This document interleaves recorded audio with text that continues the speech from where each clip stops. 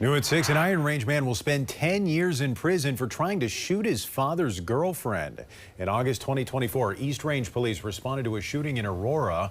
They learned Landon Twamala had pointed a rifle at his father's girlfriend. As she was running away, Twamala fired, but the woman tripped and fell and the bullet missed her.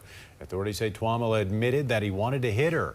A judge recently found him guilty after determining he did not have a mental illness defense. His 10-year sentence today was for attempted murder.